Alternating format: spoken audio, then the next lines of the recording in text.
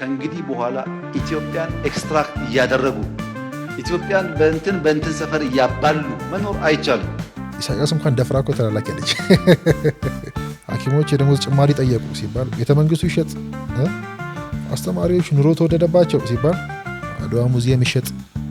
ለሆነ ግሩፕ ተቀጥረን በስሙኒ ተገዝተን የሆነ ግሩፕ አጀንዳ የምናራግብ ቅጥረኞች ሳንሆን አርበኞች ነን። ኢትዮጵያ መገንባት እንፈልጋለን።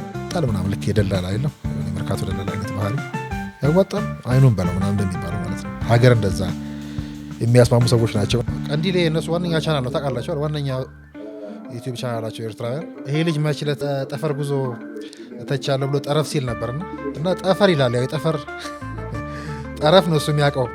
ጠረፍ ላይ ውንብድና አይደለ መታወቂያው ኢሳያስ ራሱ እና በጠረፍና በጠፈር መካከል ያለ ልዩነት አድርጋችሁ አስቡት።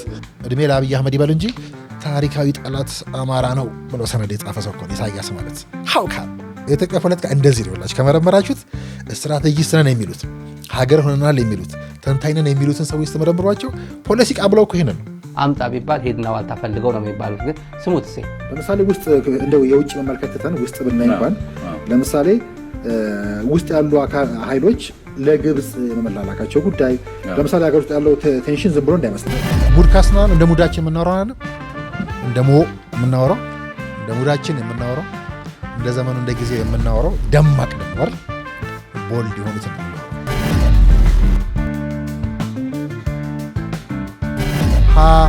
ከድህነቱ የከፋው ድህነት ሀብታችን አለማወቅ የምንለው በተለይ የሚዲያ ጉዳዮቻችን እዚህ ሀገር ያለው ፖለቲካ ሚዲያ ላይ የሚካሄድ ነው። በተለይ ደግሞ አሁን የምንገናኝበት ይሄ ዲጂታል ሚዲያው ላይ ያለ ጦርነት ነው። ይሄ ልጅ ነው ለምሳሌ መችለት ነው ሰሞኑ ቀንዲሌ እነሱ ዋነኛ ቻናል ነው ታውቃላችሁ። ዋነኛ ዩቲዩብ ቻናላቸው ኤርትራውያን። ይሄ ልጅ መችለት የጠፈር ህልማችንን ወይ ጠቅላይ ሚኒስትር የጠፈር ጉዞ ተቻለ ብሎ ጠረፍ ሲል ነበርና ይሄ ሁላችሁ ከአመት ከምናምን በፊት ነው ኦልሞስት ስለኛ እንሰራበት ስለነበረው ቻናል ሲያወራ ነው። እና ጠፈር ይላል። ያው የጠፈር ጠረፍ ነው እሱ የሚያውቀው። ጠረፍ ላይ ውንብድና አይደለ መታወቂያው ኢሳያስ ራሱ እና በጠረፍና በጠፈር መካከል ያለ ልዩነት አድርጋችሁ አስቡት። ኤርትራ ኢትዮጵያን አይደለ ወይ ደግሞ ሻዕቢያ ኢትዮጵያን የሚተችበት ልክ በዛ ደረጃ የሚነጻጸር ነው። አይችሉም ስለኛ ማውራት ማለት እና ጠፈር ማለት ራሱ አይችልም። ማንነቱ ነው ጠረፍ ይልሃል። ከጠረፍም ደግሞ ጠረፍ ላይ ሆኖ ተጋሪዎቹን የሚያስቸግር ማለት ነው። ለፍቶ አዳሪዎችን የሚያስቸግር ማለት ነው። እና ይሄ ያኔ ከኛ ከሁለት ዓመት ከምናምን በፊት ጊዜውን እዛው ልታዩት ትችላላችሁ ስለኛ ሲያወራ ነው። እና ያለ ምክንያት አላመጣሁትም።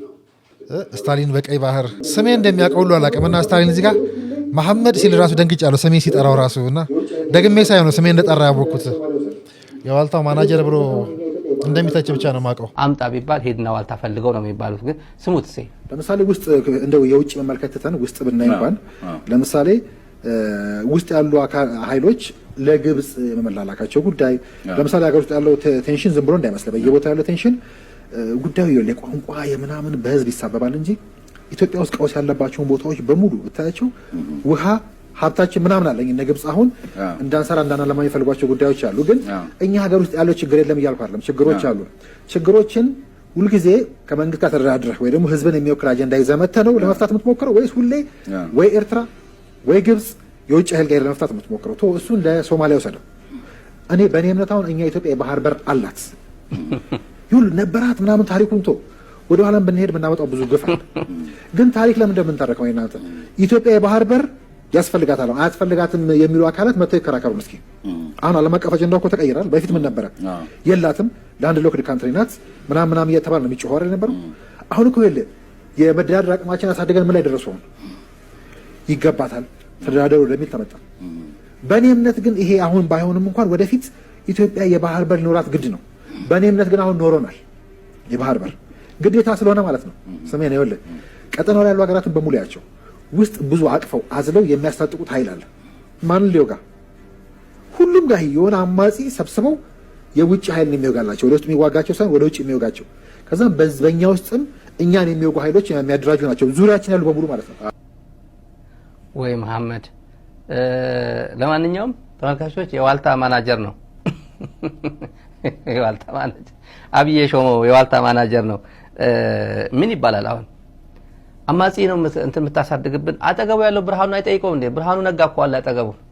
ምን ሲያደርግ እንደነበር ከግብጽ ጋር ምን ግንኙነት ነበር? ኢሳት ላይ በነበረበት ጊዜ ምን ያገኝ ነበር? ኢሳት ለምን ተብሎ ነው ግብጽ ስታገዘው የነበረው? ለምን ተብሎ ነው አስመራ የኤርትራ ፓስፖርት ይዞ ሲንቀሳቀስ የነበረው?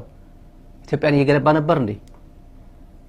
ለኢትዮጵያ መንግስት አማካሪነት ስራ ኮንሰልታንሲ ስራ ነበር እንደሚሰራው ከኤርትራ እሱ እኮ ነው። አሁን ስልጣን ወደ እጅ ሲመጣ እንዴት እንደዛ ሊሆንብኝ ይችላል? እሱ ለኔ በኔ አይበቃም። የሀገሪቱ ቆንጆ ጠቅላይ ሚኒስትር እንደዚህ እንሰራ ነበር ብሎ የሚወራበት አገር ስለ የውስጥ እኮ ይሄ እነዚህ እንትኖችን ነው የምታሰማራው። ኤርትራ ነው የምታሰማራው። አይ ሚን ይኸውልህ ምን ጋር እንደሳቀታ ያለችው የባህር በር ይኖረናል ስል የተሳለቀበትን ምጸት ሳቁን አይታችኋል። ኢትዮጵያዊ ሆኖ ኢትዮጵያዊ ነበረ ወይ ነው። መሳዮችን አስታውሳችሁ? መሳዮች ትግራዋይ መሳዩ ዛሬ ከፈለጋችሁ ትግሬው መሳይ በሉት። ያው በአሁኑ በዘመኑ ቋንቋ በዚህ ባለጌው የዩቲዩብ ቋንቋ። የቅድሙ ቪዲዮ ደግሞ ቅድም ያየነው እንዳልኳችሁ ቀንዲል ቲዩብ ነው። የቅድሙ አይደል? ዋነኛው ቀንዲል ነው ቀንድል ነው።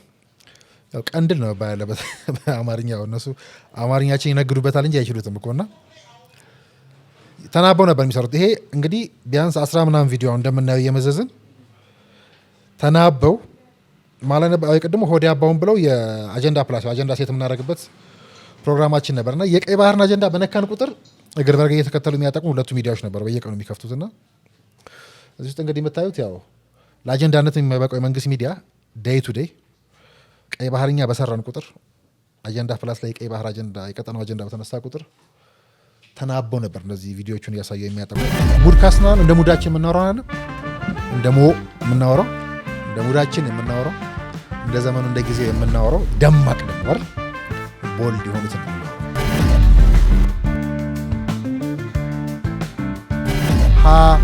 ከድህነቱ የከፋው ድህነት ሀብታችን አለማወቅ የምንለው በተለይ የሚዲያ ጉዳዮቻችን እዚህ ሀገር ያለው ፖለቲካ ሚዲያ ላይ የሚካሄድ ነው። በተለይ ደግሞ አሁን የምንገናኝበት ይሄ ዲጂታል ሚዲያው ላይ ያለ ጦርነት ነው።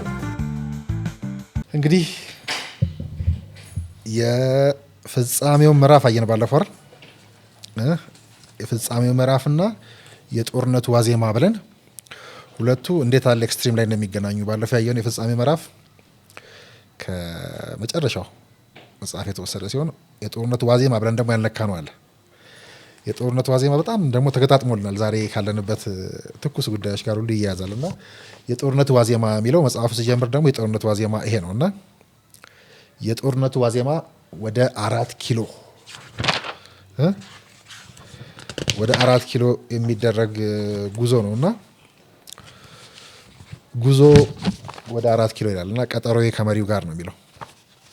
ይህ ቀጥታ ዛሬ ካለንበት ጉዳይ ጋር በቀጥታ ይገናኛል። እንዳልኳችሁ ነው ባለፈው የኢትዮጵያ ፖለቲካ ክብ ነው፣ አዙሪት ነው እንሌለ እና የጦርነቱ ዋዜማም እንደዚሁ እንዳልኳችሁ ዛሬ ካለንበት ጉዳይ ጋር በጣም ስለሚያያዝ የዛሬው ርዕሳችንን ምናልባት አሁንም ትኩስ እያደረግነው እንጀምር።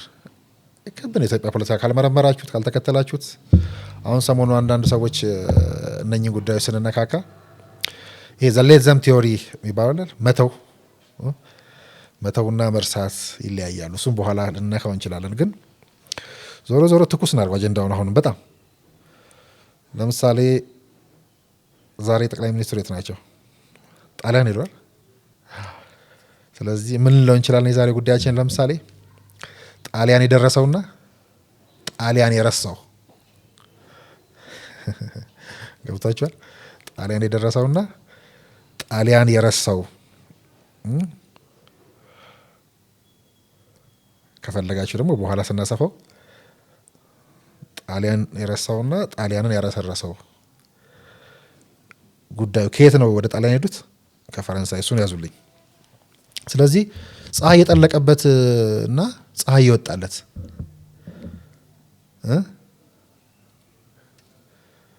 አልገባችሁ? ያዙት። እሺ አስምሩልኝ። በኋላ ከረሳው ታስታውሱኛላችሁ። መሸጥ የለመደ ብለን ነበር ባለፈው። መሸጥ የለመደ ወይ ደግሞ መሸጥ እና መላላክ የለመደው ስታሊን ቀይ ባህር ነው። ስታሊን በቀይ ባህርኛ ስታሊን በቀይ ባህርም በቀይ ባህርኛም ብለን እነኚህን ጉዳዮች እንነካካና የነካካቸው ጉዳዮች በራሳቸው በጣም ሰፊ ናቸው። በጣም ቀን ሙሉ ማወራባቸው ጉዳዮች ናቸው። የሚገርማችሁ ግን ከጦርነቱ ዋዜማ ጋር አንድና ያው ናቸው እና የጦርነቱ ዋዜማ መጽሐፉ ዝም ብዬ ገልጬ ከማዝጋችሁ በኋላ እሱን ስናየው ታዩታላችሁ። አሁን ያለው ክስ፣ የሁለቱ ውሃዎች ፍልሚያ፣ የነ ትራምፕና የነ አሜሪካ ፉከራ ሽኩቻ፣ ከዛ ማሲንጋ ባለፈው መግለጫ ሰረዝናት አይደል? ፈልጉ ስለምን አወጣ የዚህኛው የጦርነቱ ዋዜማ ጋር እንዴት ይገናኛል? መጽሐፉን ስንገልጥ እናየዋለን። ጋዜጠኞች ስለሆናችሁ ይሄ እንዳልነው እንደ ሙድካስት እንደ ሞድካስት እንደ ሞዲያ እንድንማማርበትም ማለት የሆነ ነገር ሲገጥመን አንድ ጉዳይ ላይ ምንድን የእኛ ሚዲያ እንዴት ነው የሚዘግበው እንዴት ነው የሚያየው የሚለውንም እንድናይበት ነውና ምናልባት አለባበሴ ኢሱን መሰለን ኢሱ ያገኘሁት ጊዜ እቺ ልብስ ለብሶ ነበር የነበረውና የምታውቁት በዚህ ልብስ ነው እናንተም ቅያሬ ያለውም አይመስለኝ ትላንት መግለጫው ላይ ላያችሁ አሁንም አብይን ለመምሰልም ሲጋጋጥ የሚለው ሳትም ያቺኑ ሱፍ ያቺኑ ከረባት ነውና ለማንኛውም ዋናውም ግን ቀላል ትመስላለች። ዋና ጉዳይ እቺ ነች። እቺን እንኳን መስፋት አይችልም በራሱ። በነገራችን ላይ የዚህ ሀገር የተሰራ ነው። ሜድ ኢን ኢትዮጵያ ነው። ፀሐይ ወጣለትና ፀሐይ የጠለቀበትን እዚህ ውስጥ ታገኙታላችሁ። በኋላ አወራላችኋለሁ። ጣሊያን የደረሰው ሰውዬና ጣሊያን የረሳው እንጂ ይሄን የሚሰፉትንም እንኳን ሀገር አሳጥቷቸው የተሰራው ቡልጋሪያ ማዞሪያ ያለው ካይድ ጋይዱና ሰሩ ኢትዮጵያ መስፋት ጀመረ። ጨርቁም የኢትዮጵያ ነው፣ ስፌቱም የኢትዮጵያ ነው። ሚስጥሩን ሁሉ እዚህ ውስጥ እናየዋለን። ቅድም ያልኳችሁ ቀልድ አይደለችም። ቀልድ ትመስላለች አይደል? ጥሩ መነሻ ሆናኛለች፣ ግን አሳያችኋለሁ። መሸጥ መላላክ የለመደ ያልነው ፀሐይ ወጣለትና ፀሐይ የጠለቀበት ጣሊያን የረሳውና ጣሊያን የደረሰው እዚህ ውስጥ ሁሉ ይሄን ጨዋታ እናየዋለን። ተራ ይመስላል። ለማንኛውም ግን ጎበዝ ሰዎቹ የኢሳያስ ወይ ደግሞ ኤርትራውያን ጎበዝ ኤርትራውያኖችም ሲንጀር እንኳን ሰርተው ማይኖሩባት ሀገር ሆና ተሰደው እዚህ ሹፎን እየሰፉ ነው የሚኖሩታል። ሴቶች ታውቃላችኋል፣ እዚህ ጎበዝ ሰፊ ናቸው። ማንኛውም የሚለብሰውንም አያመርትም እያልኩ ነው። የለበስኩት የሀገሬ ምርት ነው እያልኩ ነው። ማይገናኝ ይመስላል፣ ይገናኛሉ። ጉዳይ ዋናው ጨዋታ እሱ ነው። አምራችነት ድሮን የምለውን ጉዳይ በሙሉ እዚህ ውስጥ እናነሳዋለን። ከፈለጋችሁ የሁለት ኤግዚቢሽኖች ወግ ባለፈው ስለ ኤርትራ ሳነሳ አብዱ ሰስቶ በረንብ አላሳያችሁ ማለት ኤርትራ የጂ ኤግዚቢሽን ያየው ጊዜ የኤግዚቢሽን ልዩነት እዚህ ሊሳለቁ ይሞክሩበት። ቅድም እንዳልኳችሁ ተላላኪ ቻናሎቻቸው ጠፈር እንኳን ማለት አይችሉም። እንኳን ጠፈር ላይ ለመውጣት እንኳን ስለ ጠፈር ለማሰብ ጠፈር ማለት አይችሉም። ተመልሳችሁ ስሙስ ሊተች ሲሞክራው የጠቅላይ ሚኒስትሩ ስፔስ ጉዞ ተብሎ አንደኛው ተላላኪያቸው ዝም ብሎ የሰራውን ዜና ተከትለው ሲሄዱ ጠረፍ ነው ያለው። ጠፈር እንኳን ማለት አይችልም። ይሄ ቀላል ይመስላል አይደለም? ጠረፍ ላይ ቆሞ መዝረፍ፣ ጠረፍ ላይ ቆሞ ጎረቤት ሀገራትን ተዋሳኞችን ማወናበድ የለመደ ሀውካም ስለ ጠፈር እንዴት ያስባል? ስለ ጠፈር ስታወራ ይደነግጣሉ። ጣሊያን የደረሰው ሰውዬ ጣሊያን የደረሰውን ሰውዬ ሲያይ ላይደነግጥ አይችልም። ስለዚህ የትናንት መግለጫ እያልኩ አላወራልህም ማለት ነው። እፍ ብሎ አዋራ አራግፎ ለመለስ ዜናዊ ስድብ ያዘጋጀን ወረቀት አራግፎ ኢህአዲግ ወያኔ በሚለው ቦታ ላይ ብልጽግና ተክቶ ነው ያነበበው። ኤኒዌይስ እኛ እነሱን አንከተልም ማለት ሰፊ ነው ልዩነቱና ቀጥታ ከነሱ ጋር ባንሄድም እኛ እነሱን ጉዳዮቹ ላይ የምንረሳበት ነው የምናነሳበት ነው እና ምን ያገናኘዋል? ተረት ተረት ምናወራ ይመስላል ሰው፣ ግን ወቅታዊ ጉዳዮች በዚህ ደረጃ ሂረንዴር እያልን መንካት መዳሰስ አለብን። አሁን ባለፈው የፍጻሜ በረፍ ብለን ስንነካ ስለ ዋልታ ምናምን ስናነሳ ስለ ዋልታ እያነሳን መስሏቸዋል ሰዎች። ስለ ግል ጉዳይ እያወራን መስሏቸዋል። ስለ ሚዲያ ፍልሚያ ነው እያወራ ያለ ነው። መርሳትና መተው ይለያያል አይደል? ዘሌዘም ቲዮሪ አይደል? በጣም አሁን ፌመሱ ቡክ መጽሐፍ ሜል ሮቢንስ የጻፈችው አለ። ብዙ ሌላ ጊዜ እናየዋለን። መተው ጥሩ ነው፣ መርሳት አደገኛ ነው። የዚች ሀገር በሽታ መርሳት ነው። የተወረወሩብንን ድንጋዮች በሙሉ ባለፈው በጥቂት ያጋራኋችሁን ወደፊት የምናየው እንደተወረወሩልን በረከቶችም ነው ማሰባቸው። ስለዚህ አሁን የምናየው ምንድነው? በእነሱ የሰራነውን ቤት ነው። እዛ ባገኘነው ልምድ የሰራነውን ወይ ደግሞ እንዴት መስራት እንዳለብን ወይ ሚዲያ እንዴት መስራት እንዳለበት እንዴት መገንባት እንዳለበት ጭምር ነው። ስለዚህ የዋዜማው ምዕራፍ በኋላ ስናየው አሁን ዓለም ላይ እና ኢትዮጵያ ውስጥ የሚካሄደው የጦርነቱ ግብግብ ሁሉ ያን የነበረ አዙሪት ነው። መርሳት አደገኛ ነው። ባይዘው የዚች ሀገር በሽታ መርሳት ያለብንን ነገር አንረሳም። ባለፈው እንዳልኳችሁ ለምሳሌ ቂም፣ በቀል፣ ድንቁርና፣ ሴራ ምናምን በቃ ኖርንበት። ሀገር እንደማያሻገር ሰው እንደማያደርግ አልገባንም። አሁን ያለቀሰን ቂም በቀል ውስጥ ያለን ይመስላችሁ? እሱ መሻገር ማሸነፍ ነው። እሱ ሴራ ምናምን ተራ ጉዳይ ነው። እሱን መሻገር ያልቻለ ሀገር አይሻገርም ነው። እንዴት መሻገር እንችላለን? ባለፈው በእኛ ስቶሪ ውስጥ እንዳያችሁ ዛሬም እንደምታዩት የነ ኢሳያስም የቀጠናውም ጉዳይ በአንድ አሁኑ የሚላላኩትን ምናምን እኮ ሌላ ጉዳይ እንዳይመስላችሁ። ያቺን ቂም፣ ቅናት፣ በቀል ምናምን ማሸነፍ መሻገር ስላልቻሉ ነው። ግን ደግሞ መርሳት የለብን ጉዳዮች አሉ። የተወረወሩት እነኛ ነገሮች በሙሉ እንዴት ሚዲያ እንደሚሰራ ፕራክቲካሊ የኢትዮጵያ ሚዲያ ሳንካዎች ምንድን ናቸው፣ ምንስ ነው ተስፋው የሚለውን ሁሉ የሰራንበትና እሱን የምናሳይበት ነው። ግን ደግሞ እኝኝ እያልን አይደል ማንም እንደማያየው ሚዲያ አይደል የማንታይ የማንሰማ መሆን የለብንም አይደል። ከነባራዊ ሁኔታ የራቀ መሆንም የለበትም። ነባራዊ ሁኔታ ራሱ አዲስ ነው ወይ ብለን ስንመረምር ነው እኮ መርሳት አደገኛ መሆኑን የምንደርስበት። መርሳት አደገኛ ነው። ለምሳሌ የሰሜን እዝን ጥቃት መርሳት አደገኛ ነው። ዛሬ ያለንበት ጉዳይ ከዛ ጥቃት ጋር ተለይቶ የሚታይ ነው ወይ? ሰሜን እዝ የተወጋው ለምንድን ነው? ሌላ ምንም ምክንያት የለውም። አሁን የምንባላበት እንደ ኖር የሚታየው የባህር በር ጉዳይ በማኒፌስቶ 68 አሳባ ምናምን አሁን ከህወሓት ጋር ከሻዕቢያ ጋር ለመላላክ ያለችው ህወሓት በጀርባ ኪሷ ይዛ የነበረው ማኒፌስቶ ውስጥ አንዱ የአፋርን በረሃ ይዞ ምናምን መገንጠል ነው። እኛ እንደ ነውር ይታይብናል።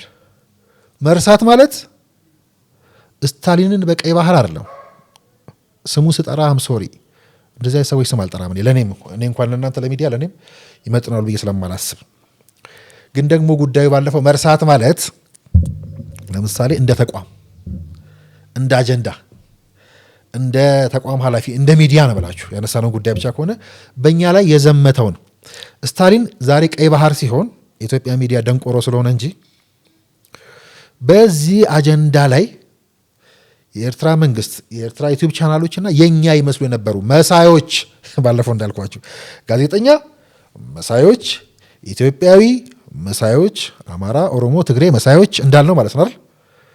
አንዱ ትግሬ መሳይ እዛ መገኘቱ እኮ ነው አይደል? መሳይም እዛ ነበር አይደል?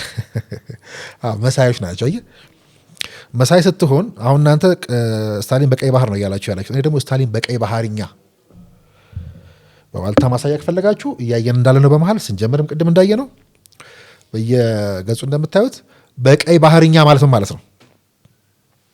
ቀይ ባህርኛ የሚባል ፕሮግራም ተክለን ነበር እኛ ኬርነር እንዳልኳችሁ ባለስልጣኖች የሚፈሩት ነበር ያልኳችሁ።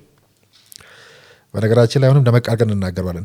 የሁለት ውሃዎች አብይ ስትራቴጂ የሚባል ስትራቴጂ የመጀመሪያ ግራንድ ስትራቴጂ ኢትዮጵያ ይኖራት እኛ የሰራነው ሰነድ እኛ አሳተም ነው ከውጭ ጉዳይ ኢንስቲትዩት ጋር ሆነን ማለት ነው።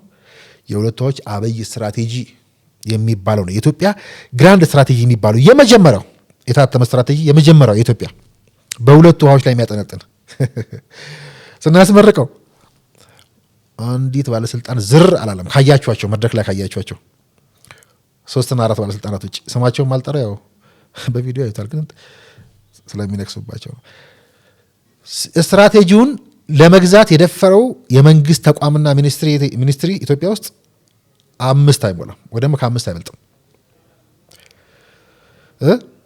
እንዳልኳቸው ቀይ ባህርኛ ሲጀምር ደንግጠው ኢሳያስን ፈርተው አልሲሲን ፈርተው የሚያጠፉት ሁሉ ይመስለኝ ነበርና ስለዚህ የተናበበ ስትራቴጂ መሆኑን የምታውቁት ቀይ ባህርኛን እንደጀመረን ቀይ ባህርኛን በየሳምንቱ እየከፈተ አሁን ቀይ ባህር ላይ ተገኘ ስታሊን ሲባል ቀይ ባህርኛ ስታሊን በቀይ ባህርኛ እሱ ብቻ አይደለም በኢሳያስ የሚምሉ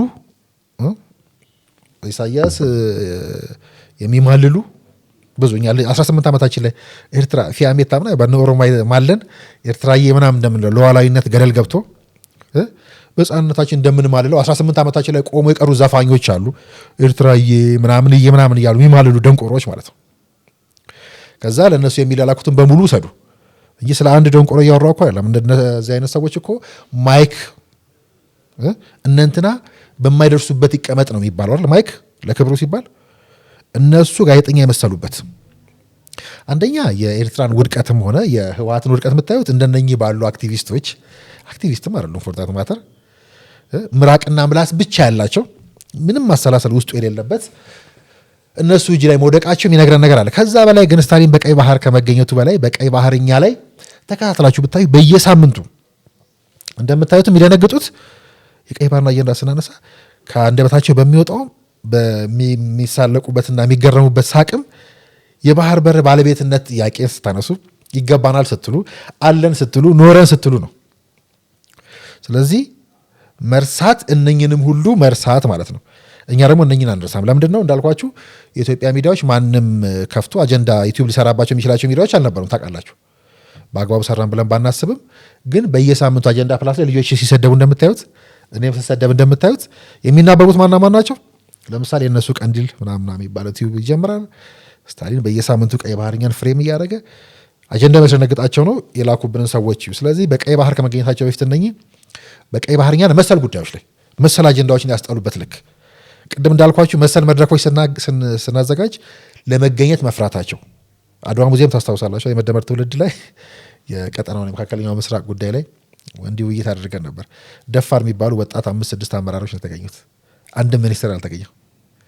ስራቸውን በሰራንበት እና ጉዳዩ ሴንሲቲቭ ነው። መርሳት ማለት እነኚህ በሙሉ መርሳት ማለት ነው።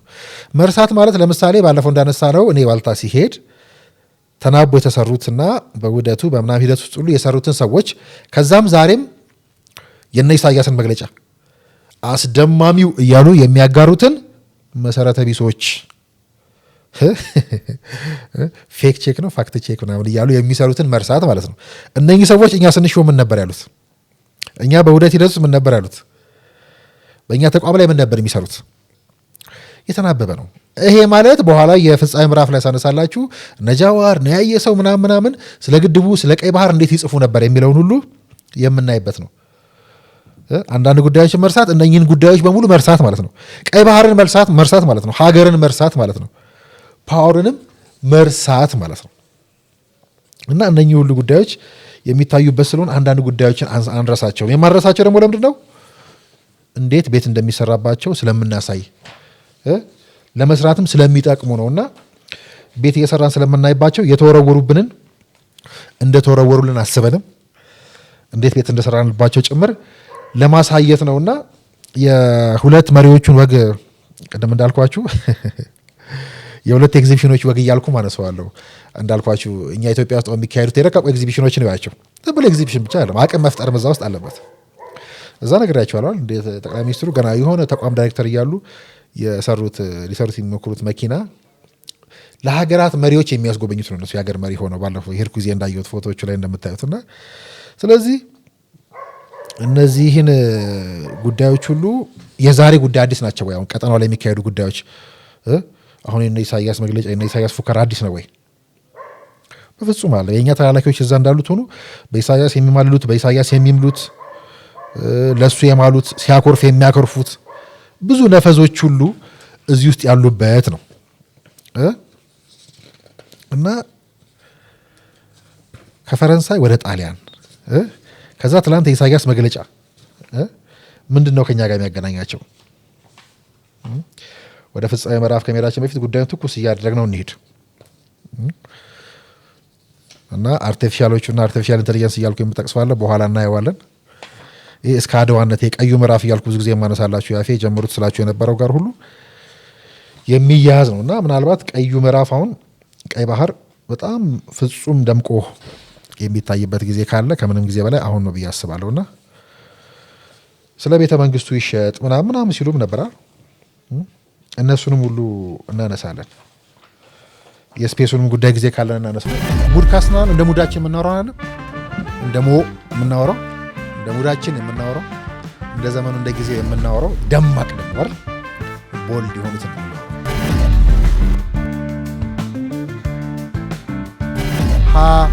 ከድህነቱ የከፋው ድህነት ሀብታችን አለማወቅ የምንለው በተለይ የሚዲያ ጉዳዮቻችን እዚህ ሀገር ያለው ፖለቲካ ሚዲያ ላይ የሚካሄድ ነው። በተለይ ደግሞ አሁን የምንገናኝበት ይሄ ዲጂታል ሚዲያው ላይ ያለ ጦርነት ነው። እኔ ሐኪሞች የገለጹት ህመም ነው ብለው ለምሳሌ እንትን ይሸጥ እንትን ይገዛ ምናምን ያው ጉዳዩ መሸጥ የለመደ ባለፈው እንዳልነው ነው። አሁን ግን ትንሽ ዛሬ ከረር አድርገ ነው መሸጥ የለመደ መላላኪያ የለመደ እያለም ልናየው እንችላለን። ስለዚህ ገብቷችኋል? መሸጥ የለመደ መሸጥ ክፋት አለው እንዴ? ቅድም ካነሳው ነገር እንኳን ይያዛል። የለበስኩት ልብስ አይደል? በባለፈው አንድ ያጋራው ጽሁፍ ነበረች። በሷ ምናልባት ልንነሳ እንችላለን። እንግዲህ ያዋጣል ምናምን ልክ የደላላ አይደለም የመርካቶ ደላላ አይነት ባህሪ ያዋጣል አይኑን በለው ምናምን እንደሚባለው ማለት ነው። ሀገር እንደዛ የሚያስማሙ ሰዎች ናቸውና እስኪ እሱ ከሱ ከፍ ብለናል። አሁን እኛ ራሱ እቺን አሁን እንግዲህ ከ4 ቀን 5 ቀን በፊት ነው የሞነጨርናት አይደል። ለምሳሌ ሐኪሞች የደሞዝ ጭማሪ ጠየቁ ሲባል ቤተ መንግስቱ ይሸጥ፣ አስተማሪዎች ኑሮ ተወደደባቸው ሲባል አድዋ ሙዚየም ይሸጥ፣ ሾፌሮች ቤንዚን ተወደዳሉ፣ ሾፌሮች ቤንዚን ተወደደባቸው ስቴዲየሙ ይሸጣ፣ ገበሬዎች ማዳበሪያ ተወደደብን እያሉ ነው፣ ህዳሴ ግድብን ፖሽሩት፣ ሴቶች የበርበሬ ዋጋ አበደ እያሉ ነው፣ የተተከለው 400 ቢሊዮን ችግኝ ይፖሸር፣ ተማሪዎች የታክሲ ዋጋ አማረን እያሉ ነው ሲባል እንጦጦ ፓርክ ይሸጣ፣ ህጻናት የወተት የዋጋ ንረት አሰቃየን እያሉ ነው ሲባል ዲጂታል ኢትዮጵያ ይሸጣ፣ ፖሊሶች ወንጀለኛ በዛ ሲሉ እያማረሩ ነው ሲባልም የድሮን ፋብሪካውን ሽጡታ፣ ነጋዴዎች ግብር ተቆልለብን አሉ፣ ኮሪደር ልማቱ ይሸጥ፣ ደላሎች የደንብ አስከባሪዎች ወከባ አማረረን እያሉ ነው፣ የመንገድ ዳር ንጽህና ቤቶች ይሸጡ፣ እንትን ጠየቁ እንትን ይሸጥ፣ አማረሩ ይሸጥ፣ ኢትዮጵያ ሰላም ራቃት ኢትዮጵያ ራሷን ትሸጥ፣ መሸጥ የለመደ እናቱን ያስማማል ነው ይባለው ትክክለኛው አባባል። መሸጥ የለመደ እናት ሀገሩን ሊሸጥ ሲጋፋ ይውላል ነው። አሁን ያለውን ግፊያ ስናየውና እንዲዎች ማሟሟቂያ ነች። ቅድም ከነገርኳችሁ ከነሳሁላችሁ ጉዳዮች ጋር በሙሉ ግን የሚያዝ ከመሸጥ ብለን ነበር ባለፈው። ዛሬ ደግሞ ትንሽ ጠበቅ አድርጌዋለሁ። መሸጥ የለመደ መላላክ የለመደ ይሄን አሁን ከምናየው ትኩስ ጉዳይ ጋር እያያዙ ለምሳሌ ኢሳያስ መግለጫ ስታነሱ ትችላላችሁ። ኢሳያስ እንኳን ደፍራ እኮ ተላላኪ ያለች 80 ዓመቱ አዛውንት የድሮ መግለጫውን ከነ መለስ ጋር ሲበሻሽቅ የነበረው እፍ ብሎ አራገፈና ያዲ የሚለው ቦታ ላይ ብልጽግና እያላነበበ አሉና እኛ የባንን ጠበቃውንን ሳይሆን እንዳልኳችሁ የሉዓላዊነት ጉዳይ አለ፣ የእውነት ጉዳይ አለ። ኢትዮጵያ ውስጥ የሚነሱ ጉዳዮች ባለፈው እንዳልኳችሁ በሙሉ እነሱ የሚያመጧቸው ናቸው። የእነሱ ተላላኪዎች ምን እያሉ ነው አሁን? የኢሳያስን ማንነት ነው። ከዛ ጣሊያን ዛሬ ጠቅላይ ሚኒስትሩ መገኘት ከየት ነው? ወደ ጣሊያን ሄዱት፣ ከፈረንሳይ ነው ሄዱት። የጣሊያንና ፈረንሳይ ጣሊያን እንኳን ግብግብ ውስጥ ለመግባት አቅም የላትም። ስክራምብል ኦፍ አፍሪካ ሊቀራመቱ ላይ ኮንፈረንስ በርሊን ኮንፈረንስ ላይ አፍሪካን ሲቀራመቱ ጣሊያን ገና ነች። ያኔ እንግሊዝና ፈረንሳይ የነበረባቸው ግብግብ ነው ታውቃላችኋል። ስለዚህ አድዋ አልጠናቀም ስለኔ ሁልጊዜ ባህሩን ተሻግረው ሲመጡ የተደፈር ነው አይደል እንጂ አድዋ ላይ ሲደርሱ አለም ስንዋጋ አይደል። አድዋ ሙሉ አይደለም የምላችሁም ያንን ባህር ተሻግሮ የመጣውን ጥላ ስላልመለስ ነው። እሱ ከምን ጋር ይያዛል? ያኔ ጠብቂ ይህንን ተብላ የተሰጣ ጣሊያን ጋር ዛሬ። ከዛ በኋላ ግን ተፋላሚ ሆና መጣ አድዋ ላይ እንደገጠም ነው። ግን ያኔ ጠብቂ የተባለችው ከዛ ያኔ ተላላኪ የነበረችው እንኳን እቺ አውሮፓዊት ሀገር ቁጭ ያደረገችውና የጣሊያኑ ቅጥቅጥ ማለት ነው። እሱ ይሄን ያለው የሚያመው እሱ ብቻ ግን አይደለም። ይሄን የሚያጅቡትን በሙሉ እዩ። ማታ ምን ስታዩ ነበር? ለምሳሌ ያ በብልጭልጭ የተደለለው ሰውዬ ማነው? ስትራቴጂስት የሚሉት ኦሮ የሚል ታርጋ ለጥፎ የሚዞረው የግብጽ ተላላኪ ማለት ነው። ተናቦ ከነ ኢሳያስ ሲሰራ ማለት ነው። አወቃችሁት? ኦሮ የሚል ታርጋ ለጥፏል። እድሜ ለዲጂታል እንትና ዲጂታል ኢትዮጵያ መጥቷል። ዲጂታል መታወቂያ መጥቷል አይደል? እነ ጀዋር ዋጋ አጥተዋል። ኦሮ የሚል ታርጋ ለጥፎ ይዞራል። ታርጋው እንዳለ ኢቲ እየተባለ ነው። ዛሬ የኦሮሞ ወጣት አራዳ ነው። ኦሮ የሚል ታርጋ ስለለጠፍ ካያምንህም መቼም እዚህ መኪና ተደላላችኋል። ኦሮ የሚል ታርጋ የለጠፈ ሙሉ የኦሮሞ ነው። ረተዋታስቀ የኢትዮጵያ ፖለቲካ እንደዚህ ነው ብላችሁ ከመረመራችሁት ስትራቴጂስት ነን የሚሉት ሀገር ሆነናል የሚሉት ተንታኝ ነን የሚሉትን ሰዎች ስትመረምሯቸው ፖለቲካ ብለው እኮ ይሄንን ነው። እኛ ግን ትንሽ ወደ ፖለቲካ ማሳደግ አለብን አይደል? ሀገር እንደዛ የተቀልደባት ልትኖር አትችልም አይደል? ያገባናላ። ዛሬ ምንድን ነው የሚሉት? ወይ ጃዋር እንትና አለ ብለው ፕሮሞት ያደርጉታል። ጠቅላይ ሚኒስትሩ በጣሊያን ተገኙና ከጆርጅ ሜሎና ስሟ ጆርጅ ሜሎና ነው ተገናኙ ይልሃል። ዶንቆሮ ከፈረንሳይ ነው ወደዛ ያሉት። ፈረንሳይ ለምን ሄዱ? ጣሊያንስ ለምን ሄዱ? ጣሊያን ቆይታቸው ውስጥስ ምን አለ? ይሄ ሁሉ የሚተነተን ሆኖ እንዳለ ሆኖ ግን እንዳልኳችሁ መሸጥ የለመዱት መላላክ የለመዱት ነው። ስለ ተላላኪነት የሚያወሩት የሚለውን እንዲሁ ዝም ብሎ የምላስ አይደል? አሁን ምራቅና ምላስ ይዘው እንደሚያወሩት ሳይሆን ጉዳዩን ትንሽ ብንመረምረው ስነሳ ቅድም በልብስ ያስመሰልኳት ጋር ጣሊያን የደረሰውና ጣሊያን የረሳው ያልኳቸው ውስጥ በሙሉ ልናየው የምንችለው ለማንኛውም ግን መሸጥ የለመደ ብለናል። መሸጥም የለመደ መላላክም የለመደ ጠበቅ አድርጉት። መሸጥ የለመደ ብለን ብናየው ደግሞ ሌላ ትርጉም ይሰጠናል። ቀለል ያሉ ከባዶች ናቸው። ቃላት ውስጥ እንፈልጓቸው፣ የበዛ ጩኸቶቻቸው ውስጥ እንፈልጓቸው እና የአረቦቹ እንግዲህ ወይ ደግሞ መካከለኛው ምስራቅ አይደል አረቦቹ የገዙት እነ ማንነቱ የገዙት እስትንፋሱ በእነሱ እጅ የነበረው ሰው ነው እንግዲህ ተላላኪ ሲል የምትሰሙት ማለት ነው ኢሳያስ። እሱ ብቻ አይደለም እኮ የሚገርመው ግን ይሁን እነሱ እንኳን ረስተውታል። አይገርምም? መካከለኛው ምስራቅ እንኳን አንዱ የሚያናዳቸው ነው ኢሳያስ ምንድን ነው ጣሊያን የረሳው በኋላ ትመጡበታላችሁ መርምሩት ከፈለጋችሁ።